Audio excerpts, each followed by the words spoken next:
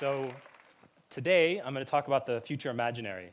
In the Aboriginal community, we spend a lot of time talking about the past. We retell the stories of our ancestors. We celebrate our heritage. We argue with everybody, the government, media, academics, settler culture in general, even ourselves, about our history. But what we don't do is talk much about the future.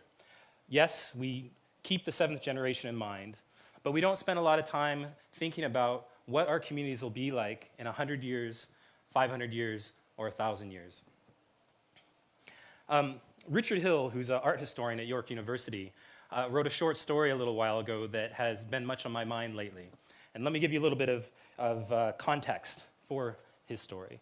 The ghost dance was a ritual developed in the late 1800s by native tribes in the western United States as a response to the genocidal practices of the North American governments. And it came about in the hope that by performing this ritual, by doing this dance, it would lead to the white man withdrawing from Indian territory, and maybe, even if they were lucky, going back to where he came from.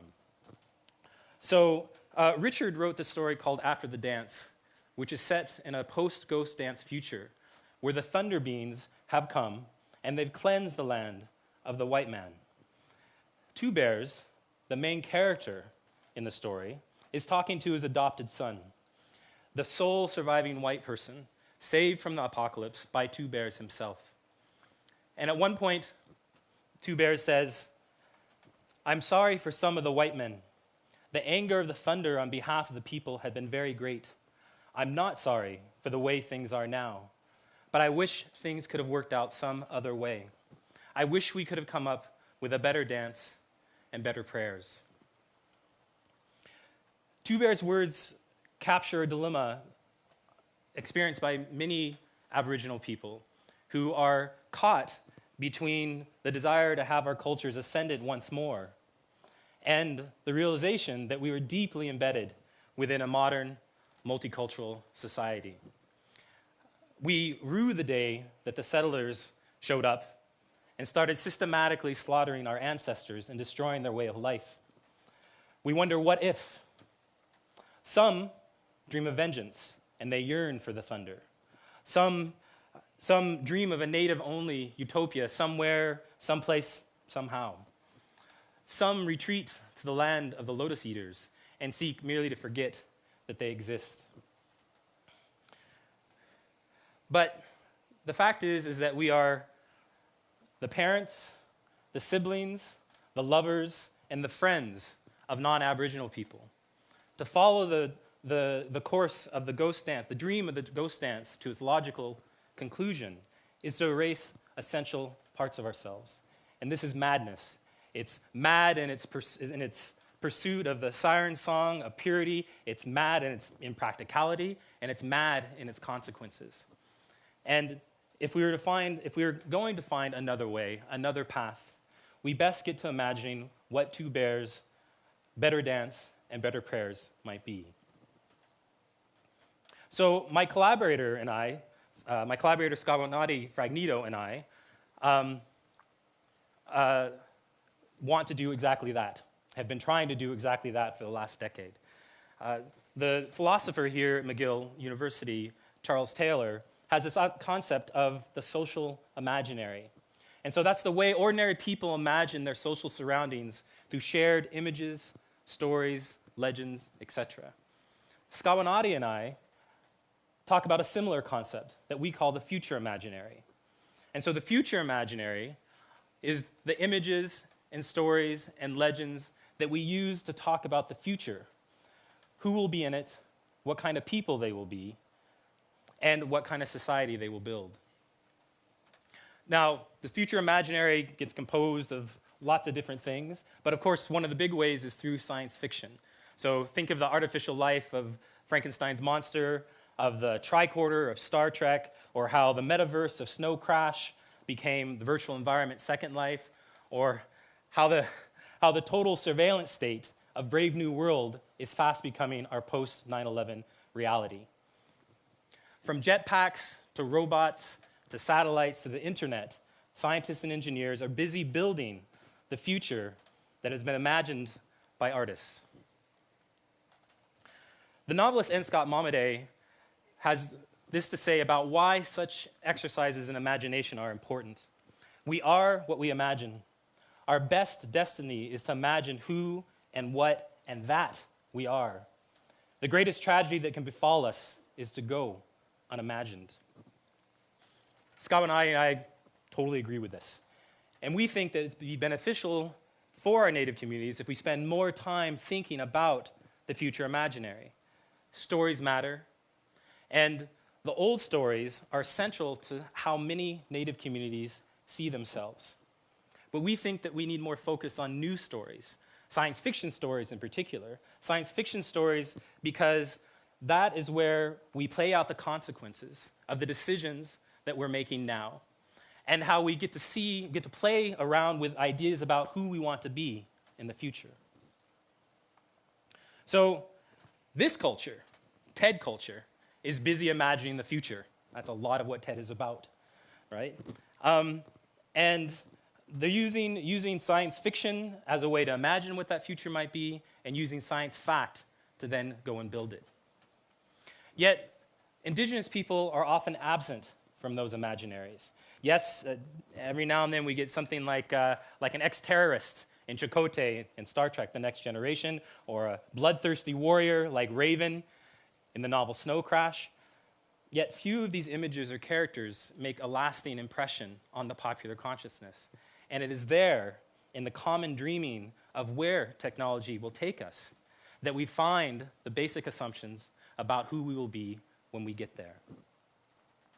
So there's lots of dangers in this, but I'm going to talk about two of them. The first one, of course, is that the systems and structures that are being used to construct this future are being made for, or really kind of in spite of us, instead of with us. Okay? The second danger is that absence. So absence implies, at best, lack of importance, and at worst, lack of existence. If a culture isn't going to be around in the year 2113, it makes it a lot easier to ignore that culture in the year 2013. So how do we address these dangers? Well, the first way is to get more Native people involved in these issues. So in 2005, Skabanate and I founded Aboriginal Territories in Cyberspace, a research collective of artists, academics, activists, and technologists who are interested in the intersection of technology and culture. And a major goal of AbTech is to figure out ways and to develop and sustain future imaginaries of our own imagining. Now, one of the big projects that we do within AbTech is the Skins workshops that integrate Aboriginal stories and storytelling with video game design. And a major goal of the Skins workshops, and this is similar to what we just heard, is to teach young Native people how to be producers of media and not just consumers of media. And over the last 7 years, we've conducted a number of these workshops, and they produced a series of award-winning video games that place Native culture at the center of the narrative and the gameplay. But probably even more importantly is that we've seeded the idea in the minds of these young Native people that they too can bend complex technology to their own ends. The other big project that we do in AbTech is called Time Traveler TM. This is a machinima series created by Skawanati that follows a character named Hunter, who's a young Mohawk man living in the 22nd century, lost and adrift in a hyper-modern society and cut off from his heritage. He uses an emerging technology called Time Traveler TM, there's these glasses, that allows him to observe and interact with events, historical events of importance to First Nations people on Turtle Island, from pre-contact to the 22nd century. Now, the fact that Hunter lives in the year 2112 allows Skawanati to trace out a trajectory, a future trajectory, whereby Native people, aided by the highest birth rate on the continent, have once again become the majority. And this creates a huge palette for her to examine themes related to sovereignty, identity, culture, and of course, history. But it's important to note that unlike the destruction wrought in Hills After the Dance, this majority is obtained again through procreation. As Kawanari has one of her characters say, we got busy. So the other thing I would suggest is that where Aboriginal territories in cyberspace and projects like it are very much focused on the native community, we also have to be looking outward and paying attention to what's going on in the culture around us.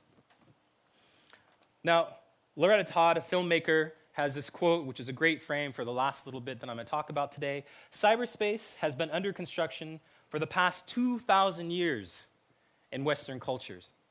Okay? It didn't just happen in the last 30 years.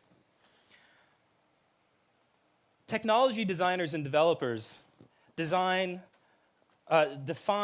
much more than mere functionality.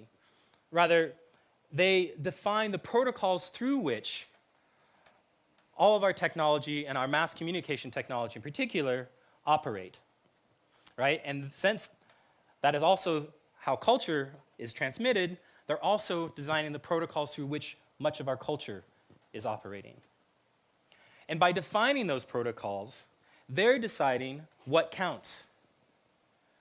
What counts as data, what counts as action, what counts as connection. And through millions of design decisions, big ones and little ones, what counts as a search term match? Who counts as a friend? Does the avatar have brown skin or white skin? Or this mic on the side here is skin color, but it's not my skin color, right?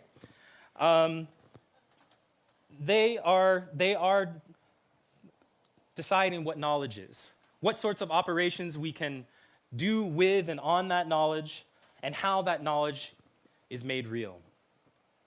I mean, in a world where more than 800 people in over 100 countries access Facebook weekly, the ways in which Facebook's engineers encode the protocols by which that happens becomes an important cross-cultural question. So this worries me, right? Systems and structures are being built. They're being built and they affect us all.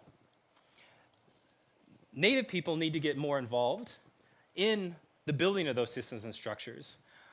One, to help increase the base of assumptions upon which those are being built, and also so we can help colonize some of that future imaginary for ourselves. So, we can't predict the future just by sheer mental effort. Yet we do know there's a great building project underway. And as Alan Kay suggests, the only way to understand where it is going is to get involved in that building project. We have an opportunity and an obligation to participate in the shaping of the systems and structures that are going to be affecting our lives for the next 500 years, and to fill that future imaginary with our stories, our tools, and ourselves. So I want to close by acknowledging the Haudenosaunee people on whose territory we now find ourselves. They are the original people of this place. And despite generations of deception and betrayal and violence, they are still the people of this place. I try to keep that in mind when I'm developing new technologies, I'm creating new interactive systems. And I ask my students to keep these three questions in mind as they are now designing the future themselves. Whose past are you building upon? Whose present are you taking for granted? And who is included in your future imaginary? By remembering our history, we can better see the present. By better seeing the present, we can better imagine a future in which the Haudenosaunee people, my people, your people, and all of our people are present and vital and dancing.